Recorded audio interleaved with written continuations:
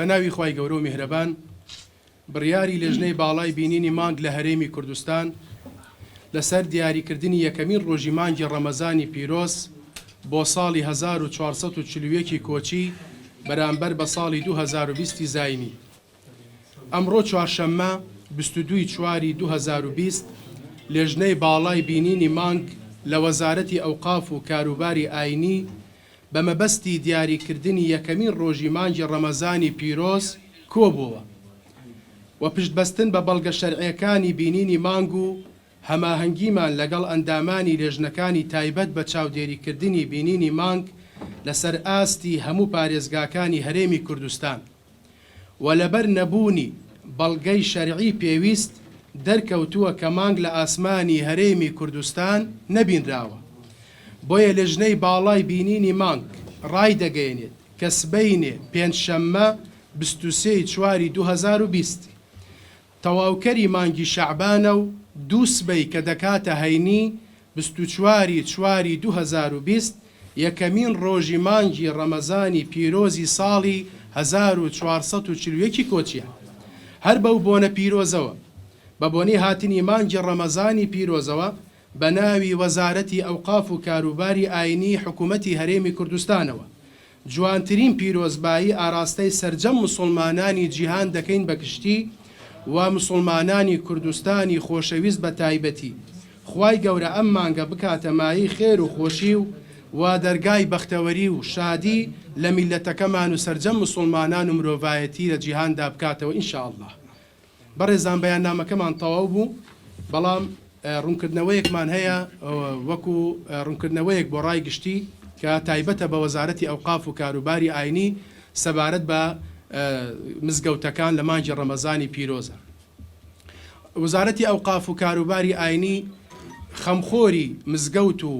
مامۆستایانی ئاینی و مەراسیمە ئاینیەکانی ئاینەکانی تریش کە لە کوردستانە دەژێن خۆی بە ساحیبی دەزانێ و لە یەکەمین ڕۆژی دەرچوونی بڕیاری داخستنی مزگەوتەکان کەوا لە بەرژەوەندی پاراستنی ژیانی تاکە کەسی کوردستانیان درا، ئێمە دڵگران بووین بەو بڕیارە، بەڵام پاراستنی مرۆڤ لە پێش پاراستنی شوێنی سوزدەی مرۆڤەکانەوەی لای ئێمە. بۆیە ئێمە لە وەزارەتی ئەوقاف و کاروباری ئاینی دەستخۆشیەکی گەرم و گوڕم بە ناوی سەرجەم مامۆستایانی ئاینیەوە لە حکوومەتی هەرێمی کوردستان دەکەین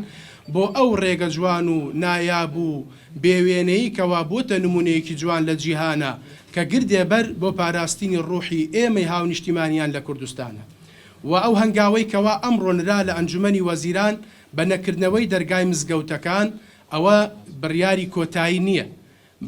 بەڕێزان لە وەزارەتی تەندروستی ئەو بڕیارە کە دراوە تەنها بۆ پاراستنی گیانی هاونیشتیمانیانە و تاکو بەرکەوتن دروست نەبێ و تاکو ئەو فایرۆسە تاکو ئێستا ڕانەگەێنراوەکەوە نەماوە لە کوردستانە. بۆیە دانیشتنی زیاتر دەکرێت و بە پێی تەحلیلاتی وەزارەتی تەندروستی و بە پێی تەحلیلاتی ئەو نەخۆشیەکەوە لە کوردستانە بوونی چەندێکەیە و چەندێک خەتەرە لە مزگەوتەکان و لە قوتابخانەکان و زانکۆکان بە دوای بەیاننامەی تریش دەرئەچێتەوە بە هیوای ئەوەین کەوا ئینشاءالله لە زووترین کاتا دەرگای مزگەوتەکان بکرێتەوە. ئێمە ئەوەیش دەڵێن لە ناحیەی شەرعیەوە ئەوە مامۆستایانی بەڕێزی ئاینیش لەگەڵ منە ڕاوەستاون هیچ ئینسانێک لە کوردستانە گوناهبار نابێ خۆی بە گوناهبار نەزانێ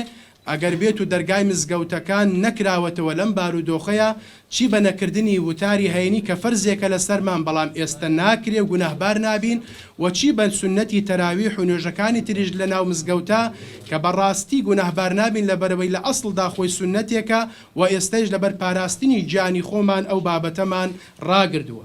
بۆیە سبەینێش بەڕێزان بۆ معلوماتی جەنابتان وا پێم ڕاگەێنراوە وەزارەتی تەندروستیش کۆنفرانسێکی دەبێت لەو بوارەیەکەوە بابەتی نەکردنەوەی مزگەوتەکان ئێستا دەرفەت دەدەمە مامۆستای خۆشەویستمان مامۆستا مەلا جەلال و نەختێک لە خزمەتی ئێوەی بەڕێزا چەند وتەیەک با بفەرمی.